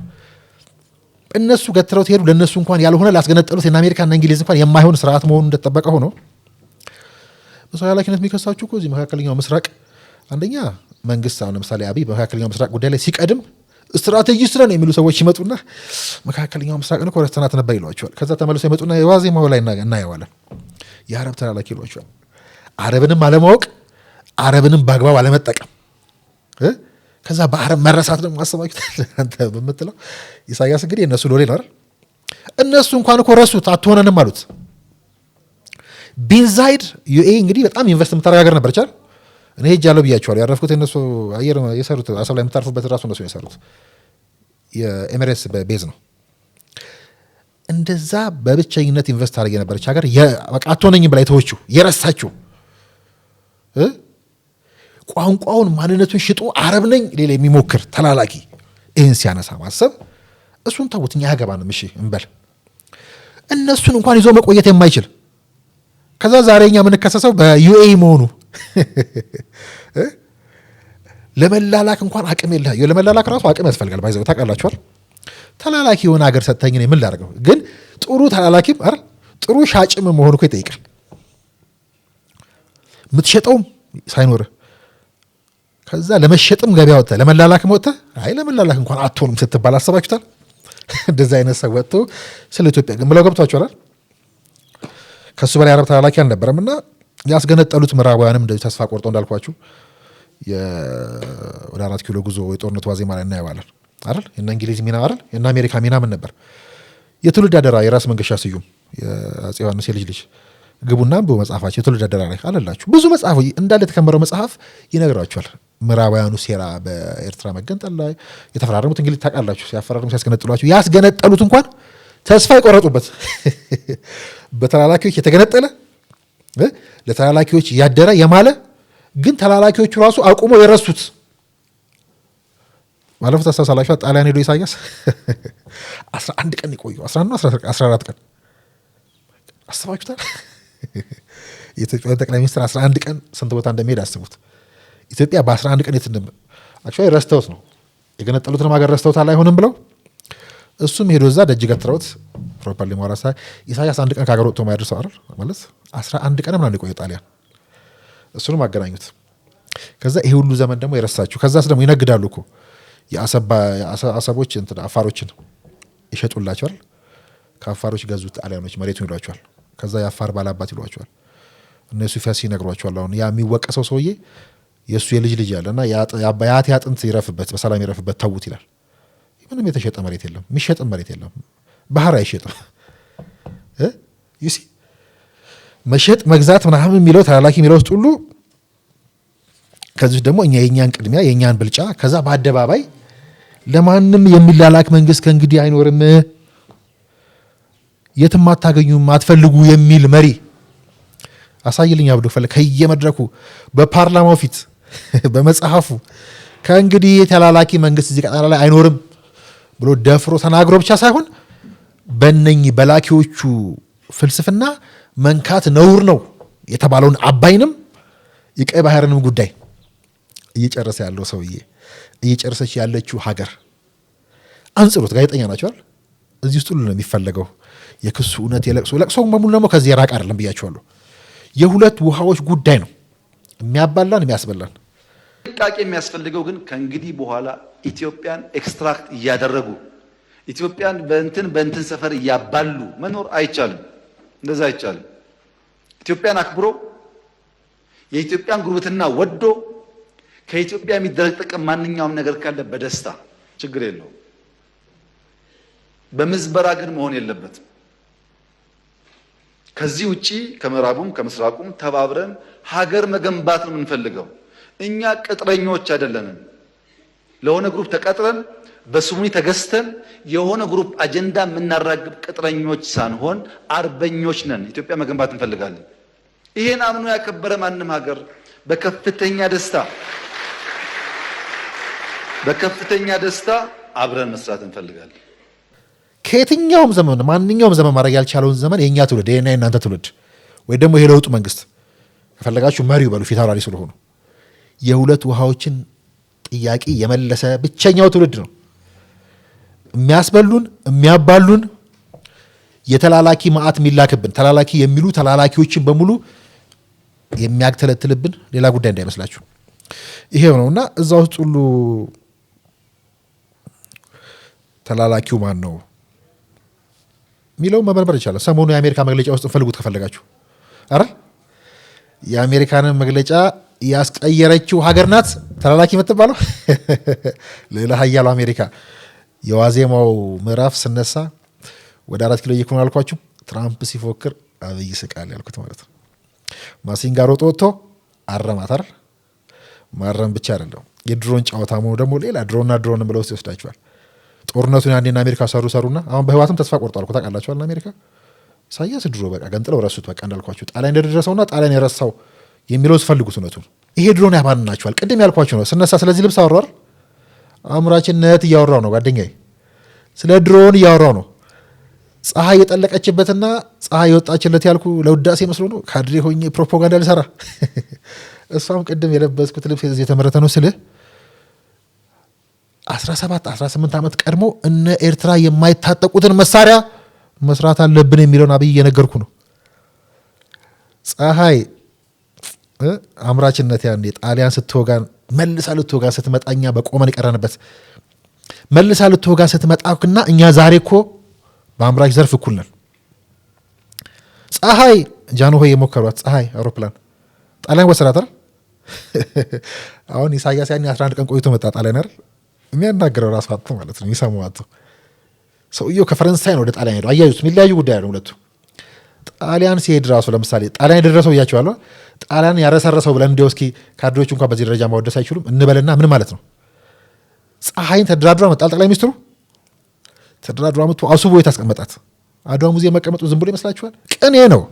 አድዋ አልጠናቀም ብያለሁ። አድዋ ሙዚየም ላይ ባለፈው ማክረን አበባ ሲያስቀምጥ ዝም ብሎ ይመስላል? እውቅና እየሰጠው ነው የባህር በር ጥያቄ። ይህን አድዋነትን እያደመቀል ነው። ዛሬ ፈረንሳይ ሲገኝ ደምርበት። እሱን አምጥቶ ጠቅላይ ሚኒስትሩ ፀሐይ ማረጋት አሳድሶ ቁጭ ያረጋት። በእርግጥ ኢሳያስ እዛ ያልኳችሁ አንድም ሄጃ ይቻላል ቀለም እንኳን መቀባት ያልቻለ አንድ ቀለሙን እንኳን ያልተቀየረ ህንፃ ያለበት ሀገር ጥይት የበሳው ህንፃ አልታደሰም ነገር ያለ በዚህ ሂደት ውስጥ ተወሱን ሜሎና ዛሬ ጠቅላይ ሚኒስትሩን እጅ ከምን ብትለው ይሄው ቀለም መቀባት የማይችለው ቀለም መቀባት አይደለም ከሱ ተሻግሮ ፀሐይ ሁለትን አምርተን ድሮን አድርገን እያዋጋን አይደል አየር ላይ እየበረች አይደለም ፀሐይ ሰራን እኮ ኢትዮጵያ ውስጥ እኛ ከዛ በዛ ፍጥነት ፀሐይ መሰራቷን ያወቅነው እንጂ ጠቅላይ ሚኒስትሩ እዛ ደርሶ ከመጣ በኋላ ነው። ፀሐይን የወሰዱብን ያኔ መጀመሪያው ሙከራ የከሸፈችዋል ተሸክመው የሄዱት እኮ ኢሳያስ ነው ያኔ የላኩት እኮ ናቸው። ባደራ ፈረንሳይ ነች ባይዘው እንትን እንግሊዝ ነች ባደራ የሰጠቻት የነበረው ታውቃላችኋል። ጣሊያን እንትንን ምጽዋን ምናምን ኤርትራን ባደራ ሰጣት የነበረችው ከዛ የሞከረቻት ጣሊያንም ረስታት ጥላት ሄደችው። ኤርትራ እዛው ቆማ ጠበቃታለች። በየዘመኑ ብታዩ ቀደም ስለ ልብስ ስናነሳ ስለ ልብስ ያወራን ይመስላል። ግን ፀሐይ ይወጣለት ስንል እኔ ስለ ሀገራችንም ሲምቦላይዝ ስናደርግ ፀሐይ አውሮፕላንን በድርድር ማምጣት ትልቅ ጥበብ ነው። አመተን ያስቀመጥንበት ቦታ ቅኔ ነው። ከዛ ከአንካራው ጉዞ በኋላ ማክረን ኢትዮጵያ ውስጥ መጥቶ የአበባ ጉንጉን የአድዋ ሙዚየም ላይ ሲያስቀምጥ ፈልጉት። የአድዋ ሌላ ምንም ጉዳይ እኮ የለም። የሁለቱ አዋሽ ውሃ ጉዳይ እኮ ነው።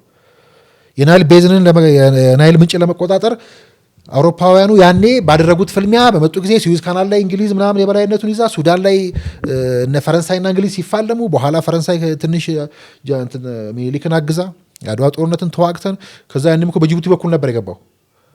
ይኸውላችሁ አኪለስ ሂሎቻችንን ፈልጓቸው እዚህ ውስጥ ያኔ ሚኒሊክ ተቸግረው ከርቷቸው ዲፕሎማሲ ምናምን ፌክ ነው እንዳይመስልህ። ዓለም ፍትሃዊ አይደለችም። ያኔም ተቸግረው ሚኒሊክ በፈረንሳይ ፈቅዳ በጅቡቲ በኩል መሳሪያ አስገብተን ያሸነፍ ነው። በዛ ቆመን የቀረ ነው። ዛሬም ጅቡቲ ስታስቸግረ የጅቡቲ አለቃ ራስ እኮ ማክረን እኮ ነው ፈረንሳይ ነው ሄደው በባህር ኃይል መጀመሪያ ለውጡ እንደመጣ እኔ አብይ አህመድ ደመላሽ የምልበት አንዱ ነጥብ እሱ ነው። ያኔ ሚኒሊክ ሊያሳኩት ብለው ያፈረሱባቸውን እንግሊዝ ያፈረሰችባቸው ውል ነበረ ከማክረን ጋር ተፈራርመው የባህር ኃይል ስምምነቱን የፈጸመው አብይ አህመድ። ከዛ እንዳልኳቸው የሚኒሊክ ጊዜም ስንዋጋ ጣሊያን ያኔ ፈረንሳይ ነበረች። ምክንያቱም የፈረንሳይና የእንግሊዝ ግብግብ ስለነበረ ቀጠናውን አህጉሩን እየጎዳዩ ነበረው። በባህር ኃይል ያኔ ደግሞ እንግሊዝ ዘምድ ያሸነፈችው ጠንካራ የባህር ኃይል ስለነበራት። ይሄ ዲፕሎማሲ ብቻ ሳይሆን ዲኢፒ ብዬ የምለው ዲፕሎማሲ ውስጥ በደንብ እያየ ነው የምንሄድና እዚህ ውስጥ ሁሉ የሚያያዝ የፈረንሳዩና የጣሊያኑ ጉዞ ምን አገናኘው? በእነዚህ ጉዞ ውስጥ የሚላላኩ ሰዎችና እኛ ተላላኪዎቹን በሙሉ የሚያስለቅሳቸው ጉዳይ ምንድን ነው? ምንም ሌላ ጉዳይ የለም። ከሁለቱ ውሃዎች ውስጥ ከሪሶርሳችን ውስጥ ስንነሳ ባለፈው እንዳለው ሀን ማወቅ፣ ሀን መበርበር፣ ሀን መረዳት ያልነው ውስጥ ሁሉ መፈለግ ነው። ሁሉ ነገር አይሸጥም። በእርግጥ ደግሞ መሸጥም ደግሞ ያስፈልጋል። መሸጥ ነው እንዲያውም አደገኛው ትላለች። ምክንያቱም አይደል ሀገር የምትሸጠው ከሌላት የለችም ማለት ነው አይደል? ሀገራት ካላመረተች የለችም ማለት ነው። ሀገር ገዥ ሆና መቀጠል አትችልም ማለት ነው። እነኛ ሰዎችስ አሁን ጣሊያን ጉዳይ ግን ቀላል እንዳይመስላችሁ የእንግሊዝ የምና የጣሊያን ልፊያ የጎዳን ልክ ፋብሪካዎችን ነቃቅለው እኮ ነው ሄዱት። ታውቃላችኋል? ነቅለው አስነቅለው የባለሀብቶቻችንን ንብረት ዘርፈው ፋብሪካ የነቀሉትና ያስነቀሉትና ኢሳያስ የሳህን ፋብሪካ የብረት ፋብሪካ ምናምን ነቅለህ ዛሬ ወይ ትግራይ ወይ ምናምን ጎረቤት ገብተህ ሳህንና ብረት ሰርቀህ ትወጣለህ ማለት ነው። መሸጡ ነው አደገኛ። እዚህ አካባቢ የምትሸጠው ነገርማ ይኖር ይገባል። ሀገር ግን አይሸጥም፣ ሉዓላዊነት አይሸጥም። እዚህ ውስጥ ሁሉ ምናየው ያስደነግጣል። እነሱ ስለ ሻጭነት ሊያወሩ አይችሉም፣ በፍጹም አይችሉም። ሞራል የላቸው።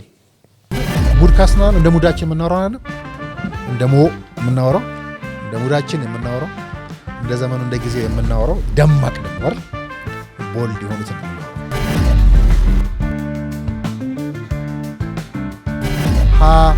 ከድህነቱ የከፋው ድህነት ሀብታችን አለማወቅ የምንለው በተለይ የሚዲያ ጉዳዮቻችን እዚህ ሀገር ያለው ፖለቲካ ሚዲያ ላይ የሚካሄድ ነው። በተለይ ደግሞ አሁን የምንገናኝበት ይሄ ዲጂታል ሚዲያው ላይ ያለ ጦርነት ነው።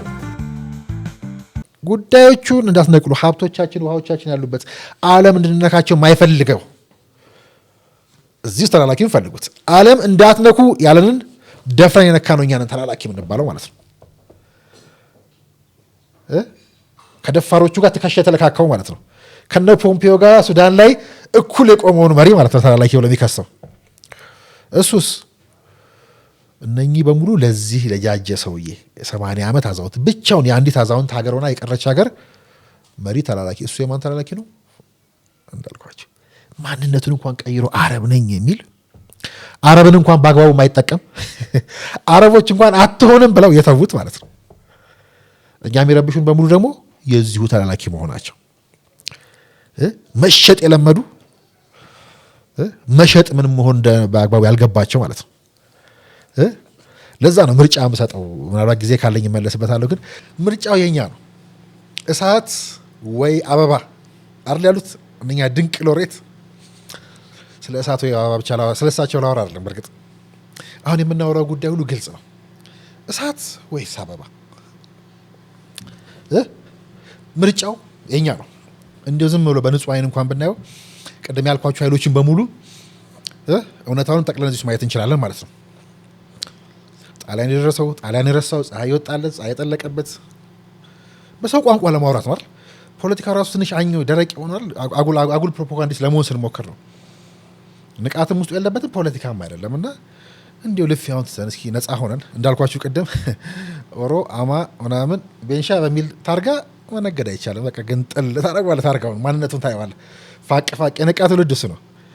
መሐመድ የሚል ታርጋ ስለለጠፍክ ፋቅ ተደረጋለህ። ኢቲ የሚለው ይወጣል። ሰው የሚለው ይወጣል። ማንነት እዛ ውስጥ ይወጣል። ስለዚህ በስም ያስነግድም ምናምን የሚል ነገር ይመጣል ማለት ነው። ስለዚህ እሳት ወይ አበባ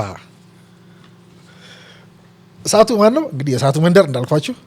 በእርግጥ እሳት ካወቅንበት ቅድም እንዳልኳችሁ ለመሸጥ፣ ለማብሰል፣ ለመቀጥቀጥ ዘምኖም ይሆናል።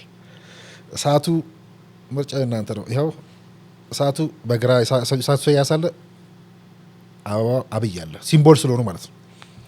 ትግላቸው በሙሉ ከሱ ጋር ስለሆነ እኔ እንዳልኳችሁ ነው። እንኳን የውስጥ አርበኛው የውስጤ አርበኛ የምለው ራሱ መሪው አያስጥለኝም። ራሱ ነው። ባለፈው ነግሬያቸዋለሁ። ከእሱ ጋር ራሱ ማንስማማው በራሱና በሚወዳት ኢትዮጵያ ከመጣብኝ ነው ብያቸዋለሁ። ስለዚህ እንዳታፍሩ። የኢሳያስ አስደማሚ መግለጫ ብሎ የሚያወጣ ይሄ የኢትዮጵያውያን ፋክት ቼከር ተብሎ የሚጠራበት ይሄ የሚወደስበት ሀገር ወንጀል ነውር መደረግ እኮ አለበት ይሄ ጉዳይ። ስለ እሱ ማውራቱ ሳያንስ ይሄንን የሚያወዱት የሚሸልሙ ተቋማት፣ ስም ያላቸው ተቋማት አሉ። ቅድም እንዳልኳችሁ መርሳት አደገኛ ነው ያልኳችሁ። ከሹመታችን ጀምሮ እስከ ውህደቱ ድረስ ሲቀጠቅጡን አጀንዳችንንም የቀይ ባህር አጀንዳችንም ሲመቱ የነበሩ ሰዎች እነማን ናቸው? እነኚሁ መሆናቸው አይገርማችሁ? ማይክ ጋር መድረስ የሌለባቸው ብዕር ጋር መድረስ የሌለባቸው ሰዎች መሆናቸው። ስለዚህ ይኸው እሳቱ ኢሳያስ እና ጋሻ ጃግሬዎቹ ይኸው አበባ አብይ አህመድ ከፈለክ ጣሊያን የደረሰው ጣሊያን የረሳቸው እዚህ ጋር የጣሊያን ቅጥቅጥ ዝም ብሎ ድሮ በጣሊያን ቅጥቅጥ መኪና እንኮራ ነበራል። አሁንስ ፀሐይ ይወጣለት ፀሐይን አምጥቶ ያደሰው ፀሐይን በሰማይ ላይ የሚያበራው ድሮን የታጠቀው በድሮን እያሉ ከማሲንጋ እስከ ምናምን ድረስ የሚያለቅሱበት ስርዓት ማለት ነው። ይህንን መካድ አንችልም። እንሰብሰበው እስኪ በእሳቱ መንደር ማንን እናንሳ? ለምሳሌ ቃል እንዋስ እንደ ጃውሳው እናንሳ። አመራር አለው ንገረኝ እስኪ። አመራር መጀመሪያም አለ ወይ? ትሁት ለመሆን ግን አመራሩ እያለቀበት ነው። እርስ በርሳቸው እየተጻጠዙ ነው፣ እየተለባለቡ ነው። እንደምታዩት ከአመራሩ ጀምሮ ተራ ወታደር ሁሉም እጅ እየሰጡ ወደ ሀገራቸው የተመለሱ ነው። የሚያስደስትም ነው። የአንድነት ጉባኤ ብለው አንድነት እንዴት እንደሚጠሩት በአፋቸው ሲገባ ራሱ መሳለቂያ ሆኖ እያየ ነው። እንደምታዩት በመበታተን ተቋጭቷል ማለት ነው። ያ መሳለቂያ የሆነ ጉዳይ እንግዲህ በአንዳንድ አካባቢ ህዝቡ ራሱ ከጃውሳው ጋር በግጠሙ ሰምታችኋል። ዛሬ ራሱ አላያችሁ እንደለመዱት ብር ሊሰበስቡ ሄደው ህዝቡ ገጥሞ ማርኮ ነው የላካቸው። ስለዚህ የሚዲያዎቻቸው እነኚህ ጃውሳ ያው ናቸው። በቃ ምስጥ በሏቸው። እነሱ ደጋፊዎቻቸው ምናምን ሁሉ ሚዲያዎቻቸው ሁሉ ሳይቀሩ እንግዲህ ይሄ ሁሉ የምናወራው ጉዳይ እውነት እንደሆነ እያረጋገጡልን ነው። የእነኚህ የሽፍታዎቹ አመራሮችም እንዲሁም እውነቱን ሳይክዱ ምክንያት ለመደርደር እየተጣጣሩ ነው ያሉት። በዋናነት የዚህ የአዛውንቱ ተላላኪዎች ማለት ነው። ያ ተላላኪው አዛውንት ማለት ነው። የአረቦቹ የእነ ግብጽ ምናምን ከዛ ላኪዎቹ ራሱ የረሱት ማለት ነው። አትሆንም ያሉት ማለት ነው። እና ስለዚህ እንዳያችሁት ደግሞ የአካባቢው የመንግስት ኃላፊዎች እንዲሁም መክዳቱ እጅ መስጠቱ ምናምንም ጭምር እውነት መሆኑን ገልጸው ይበልጥ የሰሩበት መሆኑን ነው የምናየው። ጃውሳው እንግዲህ አማራን በጣም ክፉኛ ካወደመው የህወሓት ከዚያም አልፎ ከኢትዮጵያ የለየለት ጠላት ሻዕቢያ ጋር ለማበር በመነሳታቸው እንግዲህ አማራ ብቻ ሳይሆን አገሩን በሙሉ ያስቆጣ ተግባር ነው። ነግሬያቸዋለሁ። እድሜ ለአብይ አህመድ ይበል እንጂ ታሪካዊ ጠላት አማራ ነው ብሎ ሰነድ የጻፈ ሰው እኮ ነው ኢሳያስ ማለት። ሀውካም የማይማሩ አይደለም መማር የማይችሉ ብላችሁ ለዚህ ነው። ሀውካም ለአማራ ህዝብ እንኳን ሻዕቢያ ህወሓት ነውር ነው። ጥምረቱ የማን እንደሆነ ለዩት። ላኪውና ተላላኪው ሲፈልጉት ያው ጅንትዬንም ቢሆን እዚሁ አካባቢ ፈልጉት። እንግዲህ ዘራፊው የደብረ ጽዮን ቡድን ተሰርዘዋል ከፓርቲነት። የቀላል እንዳይመስል ከፓርቲነት ተሰርዞ እያየ ነው። የእሳቱ ጎራ ነው። ይሄም እንግዲህ መታገዱ ራሱ ትልቅ ትርጉም ያለው ነው። በብዙ መንገድ ልታዩ ትችላላችሁ። በህጋዊነት መንቀሳቀስ አይችልም። ሀብቶቹ፣ ጽህፈት ቤቶቹ ሂሳብ ማዘዋወሩ ያው በሂሳብና ነዳጅ በሂሳብ ስለሆነ ህውዬ ከዛ ውጭ ስለማሰራ ይወረሳል፣ ይታገዳል። ይሄ ሁሉ አደጋ ነው። ስለዚህ ልክ ውጊያ እንደተጀመረ ከአሁኑ ሲርበተበቱ አይታችኋል። የድሮኑ የአርቲፊሻል ኢንቴሊጀንሱ ለቅሶ ምናምን እናየዋለን። አርቲፊሻሎቹና አርቲፊሻል ኢንቴሊጀንስ ላይ ደረሱት። ተላላኪዎቹ የሚልኳቸው ነጃዊቲ ምናምን የሚያለቅሱት ለምን ይመስላል? ሰማይ ላይ የሚሰራው ትርኢት ብልጭልጭ እያየን አይመስለውም? ብልጭልጭ ማርኮት እኮ ስለቀረ እኮ ነው እዛ። እንኳን የና አሜሪካ የና እንግሊዝ ብልጭልጭ የጎረቤት ኬንያ ብልጭልጭ ማርኮት ነው እዛ የቀረው። ኢትዮጵያ እንደዛ ማተው መስሏቸው ማለት ነው። አሁን ሁሉም እቺ የኛ ብልጭልጭ ያዩ ነው። ብልጭልጩም ብርቅ ነው እንደ ሀገር ካየ ነው። ብልጭልጩ ትርኢት ያን ትርኢት ማሳየት ትችላለህ ማለት እንዳልኳችሁ ነው። በድሮን ሌባውና በድሮን አምራቹ መካከል ያለው ልዩነት ድሮን ከወደብ ላይ ከምናምን ባህር ላይ ሲያልፍ ይዞ ነጠቀ ብለው በድሮን ሌባ የሚበሻሸቁ የሚያበሽቁ ሀገራቸውን ለድሮን ሌባ የገበሩ። ይሄስ ፀሐይን ሰማይ ላይ ያወጣ ጠፈር ሲል አንተ ጠረፍ ይታያል። የጠረፍ ላይ ውንብድና ማለት ነው። እዚህ ውስጥ ልፈልጉት እንግዲህ። ስለዚህ ልክ ጦርነቱ እንደተጀመረ እንትን ሸሽተው መደበቅ ጀምረዋል። ይህን ሁሉ እኮ በድሮን ያይልሃል። ድሮን እኮ ድሮን መተኮሻ ይመስላል። መተኮሻ አይደለም። ድሮን አለመተኮስ ማለት ነው፣ አለመግደል ማለት ነው። ከተኮስክም ትክክለኛ ቦታ ትክክለኛ ሰዓት ላይ በተገቢው ጊዜ መተኮስ ማለት ነው። ሲርበተበቱ እያያቸው እኮ ነው ቁጭ ብሎ ቢሮ ማለት ነው በበተን ኤኒዌይስ። ስለዚህ መኖሪያቸውን መለወጥ ጀምሯል ማለት ጦርነት እንደተጀመረ አድርገው እየሮጡ ነው። ስለዚህ ያው በእጃቸው ያለውን እህል በሙሉ እያስፈጩ ነው የሚባለው። ሀብታቸውን ቀርጥፈው እየበሉ ነው፣ እያሸሹ ነው፣ እያስፈጩ ነው ማለት እንችላለን። ስለዚህ ስግብግብነታቸው፣ አልጠገባይነታቸው የሰለቸው የትግራይ ህዝብም እንግዲህ ምንን ሳይፈራ ተሿሚዎቻቸውን የሾሟቸውን ሰዎች እየተፋለመ ነው ያለው።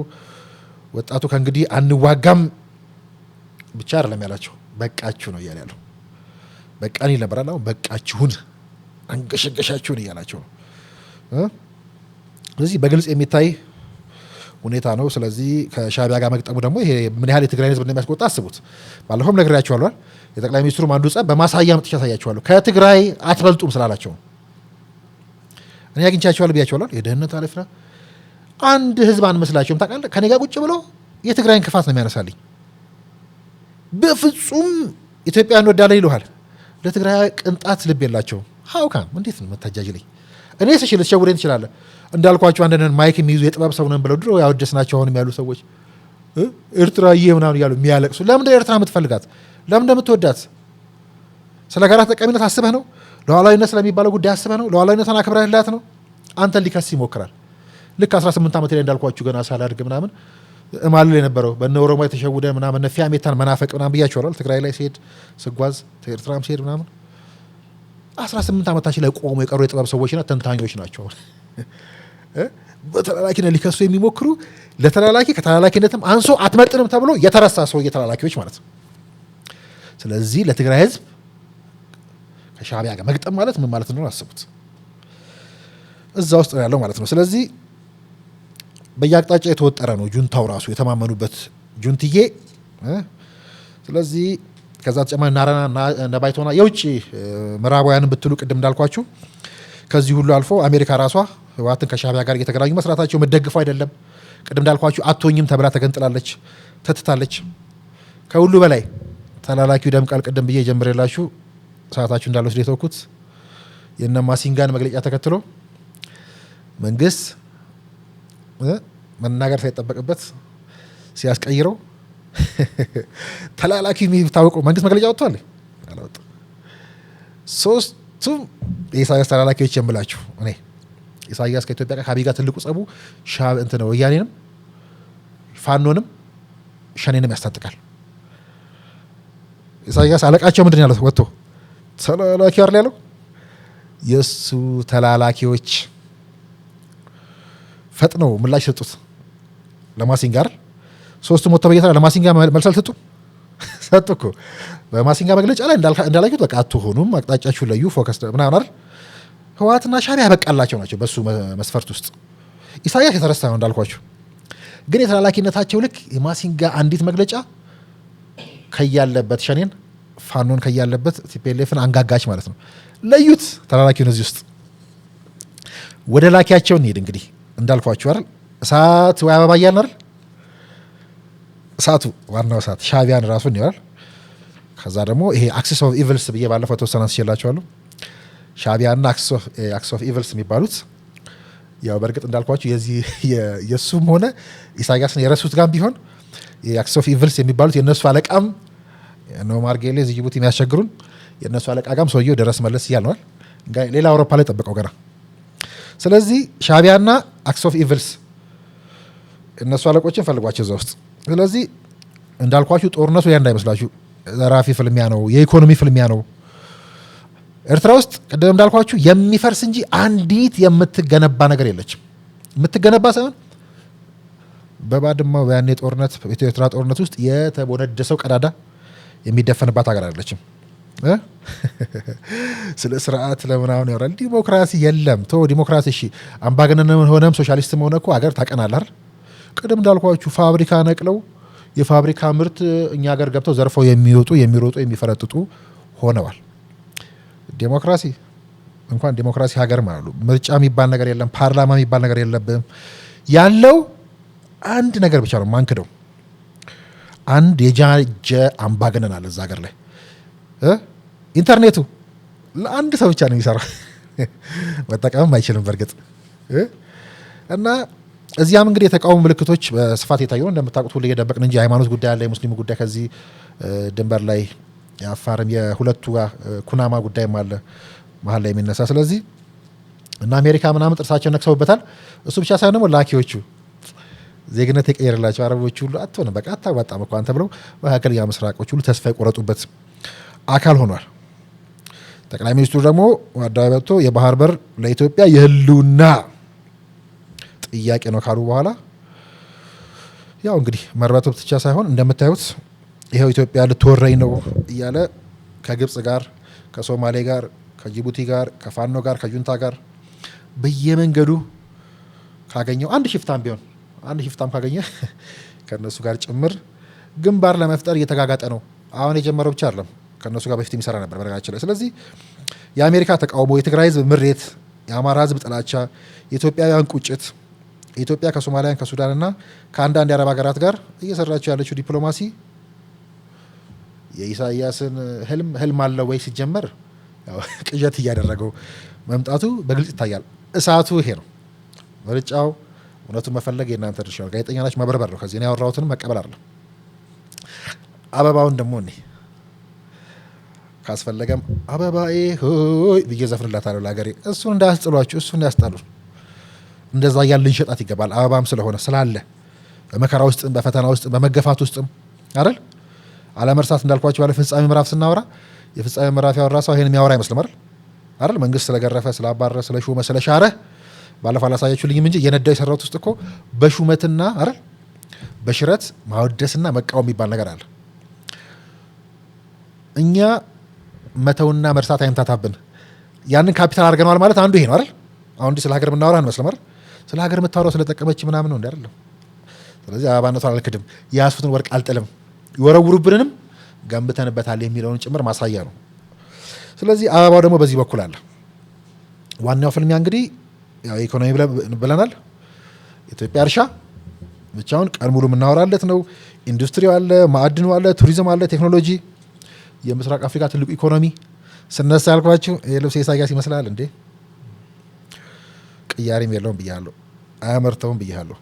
እዛ ውስጥ አምራችነቱን ፈልገው አምራቿን ኢትዮጵያ ፈልጋት ድሮን እያመረተ ሰላም የለም ሀገሪቱ ላይ ይላል። ጥይት እየገዛ የሚያርከፈክፍ የሚተኩስ ሀገር ድሮን ተሽጦ ለመላ አፍሪካ ስንዴ መግዛት እንደሚቻል የማይገባው ደናቁርት። ድሮን በማምረትነት ውስጥ ድሮንነት ምለዋለ። አምራችነት ማለት ነው፣ ሻጭነት ማለት ነው። የማይሸጥ ሀገር አይኖርም፣ የማያመርት ሀገር አይቀጥልም። ስለሱ ኢኮኖሚ በሙሉ ፈልጉት፣ ቅድም የነካካውላችሁ ማለት ነው። ሌላው የሚያስበረጋቸው የኢትዮጵያ መከላከያ ሰራዊት እንዳልኳቸው መጽሐፍ የራሱ ወታደር ነኝ አይደል የሚለው ወታደር አድርጎኛል ነኝ። ስለ እሱ አወራ። አሁን የማወራችሁ ጉዳይ በሙሉ ወታደርን ስከተል ያገኘሁበት የደረስኩበት ነው። ጥልቅ ነው። እዛ ያደረሰን ሰውዬ ነው የጦር ኃይሎቹ ጠቅላይ አዛዥ። አበባውን ባጫን ፊልድ ማርሻል ሲያዩ ይባንናሉ። ለመሰለ ጥምረቱ ነው፣ ለጸብ ስለማይመች ነው። አበባው አማራ መሳይ ሳይሆን ትክክለኛ አማራ ማህፀን ያፈራው የቁርጥ ቀን ኢትዮጵያዊ ስለሆነ ነው የሚጠሩት። ስለሆነም ነው ከአብይ አህመድ ጋር ከባድመ ጀምሮ እስካሁን የዘለቁት ሲያዩት የሚርበተበቱ። ስለዛ ነው፣ ሌላ እንዳይመስል። አደገኛ መከላከያ ይጣላል ከማንም ጋር አይጣላም። ይኸው ከአበባው ጋርም ከፊልድ ማርሻል ጋርም ከባጫ ጋርም ከአብርሃም በላይ ጋርም እየሰራ ነው። ከደብረ ጽዮን ጋርም ሰርቷል። እሱ መኪናም እንዲከፍቶለት በተና አስገብቶታል። አለማር ስላለ የማይማሩ ስለሆነ ስለዚህ በትጥቅ ያው በተቋማዊ አሰራር መከላከያችንን ካያችሁት በዝግጅቱም ካያችሁት በቴክኖሎጂ አላሊ ኢሳያስ ማለት ራሱ ይቻላል። ቃሉን ይገርመኛል እኮ ትላንትና ብለዋል አሉ ያስደነግጣል። በቴክኖሎጂ ጥናናቸው ስለሄድን ነው የላካቸው ሰዎች እነ ጃዋር ምናምን በትርኢቱ በአርቲፊሻል ኢንተለጀንስ ኤግዚቢሽን የሚሰቃዩት አሳየልኛ አብዱ የኤግዚቢሽን እኮ ሄጄ እኮ የኤርትራ ህፃናት እኮ ማለት ልጆቻችን እኮ ቤት ውስጥ ለቃቃ ጨዋታ የሚያዘጋጁት አይነት መድረክ እኮ ነው ኤግዚቢሽን ብሎ ፎርማጆን አብይን ሰብስቦ ያሳየው ማለት ነው። እኔም ያው መቼም የኤርትራ ፍቅር ጋሽ እያንዳንዱ ጉዳይ ሳስቀረው ነበርና በልምድም አስፈሪ ኃይል ስለሆነ ይኛር ቴክኖሎጂ በልምድም አስፈሪ ኃይል ስለሆነ ከዛ ቴክኖሎጂ የሚለውን ደግሞ ሰውየው ባለፈው እንዳልኳችሁ አይደል ከቴክኖሎጂ ጋር የተጋባው ከቴክኖሎጂ ጋር በልጅነቱ የተለከፈው የቴክኖሎጂ ልክፍት ያለበት ሰው ነው ደግሞ ኢሳያስ የገጠመው አብይ የሚባል አደገኛ ሰው እኔን ራሱ ያጥበረበረኝ ማለት ነው። እዛ ሚሊታሪ ማለት ለካ ሁሉ ነገር መሆኑን ከዛ ሚሊታሪው በቴክኖሎጂ ከዛሬ 18 ዓመት ጀምሮ እየሰራ የመጣው ሰውዬ ማለት ነው። ያ መከላከያ ነው የማወራችሁ ያንን መጽሐፍ ነው። ሚሊታሪ ሁሉ ነገር ነው። ከዛስ የሚዲያ ሰው ጋዜጠኛ ወታደር ነው። ዝም ብሎ ወታደር ሳይሆን ግልብ ወታደር ሳይሆን ለላከው ምናምን ተላላኪ ሳይሆን ሚሊታሪ ገብቶት ለሀገሩ የሚዋጋ ሚሊታሪ ሲገባ ሁሉ ነገር ይገባል። ሀገር ይገባል። ሚሊታሪ አክቲቪዝም የሚባል ነገር አለ። በነገራችን ላይ ሚሊታሪ ላይ አክቲቪዝም የሚሰሩ ሰዎች በብቃት ሰራ ላይ ሰሩ ምንወዳቸውን አንወዳቸውም ተውት።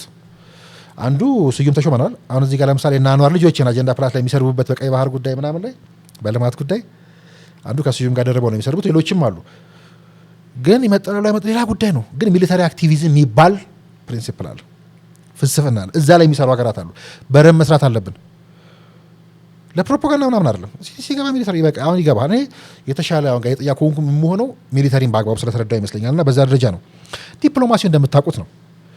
ጠቅላይ ሚኒስትሩ አውሮፓ ናቸው ብቻ አይደለም፣ ቀጣይ ጉዞ ሊኖራቸው ይችላል። ግን ወደ ሌሎች ሀገራት ሊሄድ ይችላል። ይሄ ጉዳይ የሄዱበት ሁለት ሀገር ብቻውን ተላላኪ የሚልህን ሰውዬ መረሳት ብቻውን ገላጭ ነው።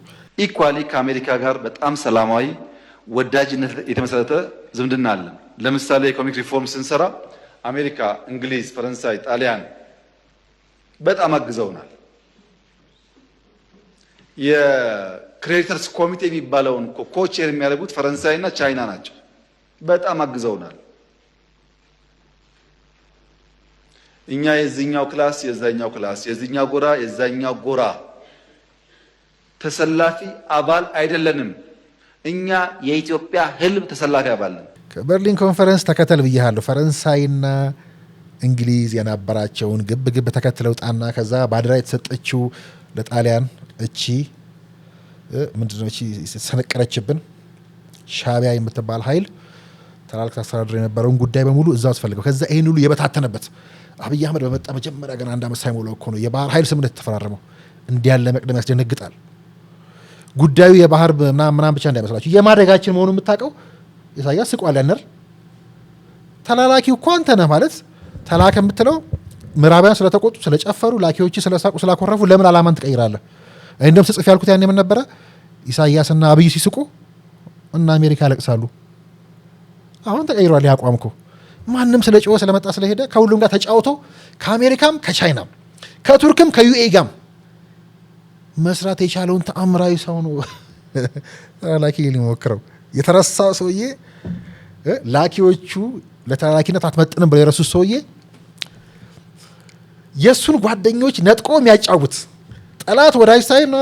ቋሚ ወዳጅ ቋሚ ጠላት የሚባል ነገር የለም። ቋሚ ጥቅም ነው ብሎ ጥቅሞቹን ከቱርክም ከዩኤኢ ጋር ከአሜሪካም ከቻይናም ጋር ከፈረንሳይም ከጣሊያንም ጋር የሚያንጠባጥብ ሰው ነው እንግዲህ የሚፈርጅልህ። ስለዚህ የፈረንሳይ ጉብኝት ከዛ ወደ ጣሊያን ያደረጉት ጉዞ አደገኛ ቅኔ ነው። ከዛ ደግሞ የኢትዮጵያ እንግዲህ በባህር በር ጥያቄ በኢኮኖሚ ጉዳይ ላይ ከምትሰራቸው በሙሉ ከዛ የነጠቀቻቸውን ወዳጆች የምትሰራበት የምንጫወትበት ልክ ይህንን ጉዳይ ነባራዊ ያደረግንበት አሁን የባህር በር አጀንዳ ነውር አይደለም ለኢትዮጵያ።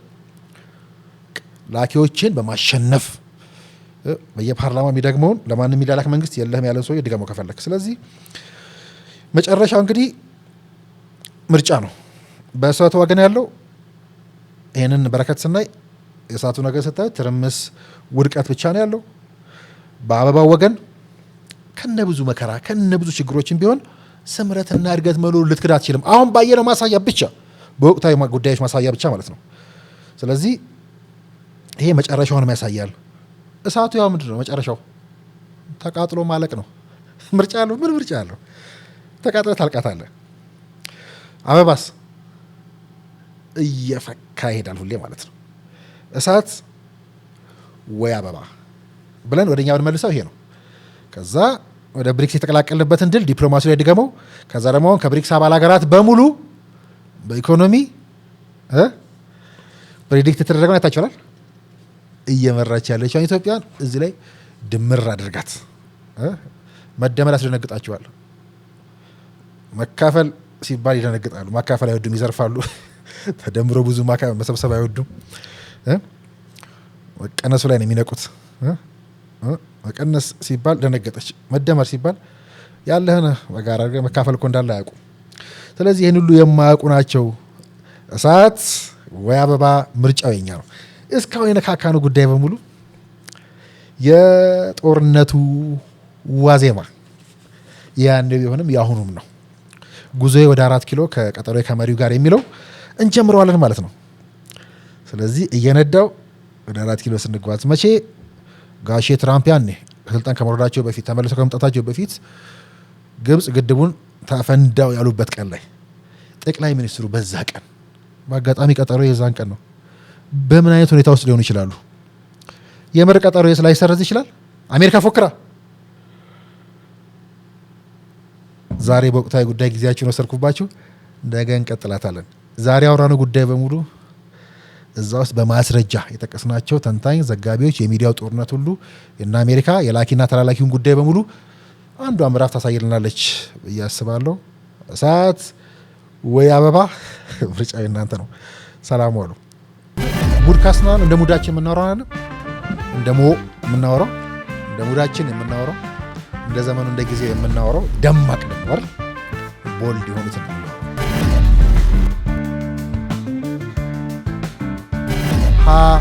ከድህነቱ የከፋው ድህነት ሀብታችን አለማወቅ የምንለው በተለይ የሚዲያ ጉዳዮቻችን እዚህ ሀገር ያለው ፖለቲካ ሚዲያ ላይ የሚካሄድ ነው። በተለይ ደግሞ አሁን የምንገናኝበት ይሄ ዲጂታል ሚዲያው ላይ ያለ ጦርነት ነው።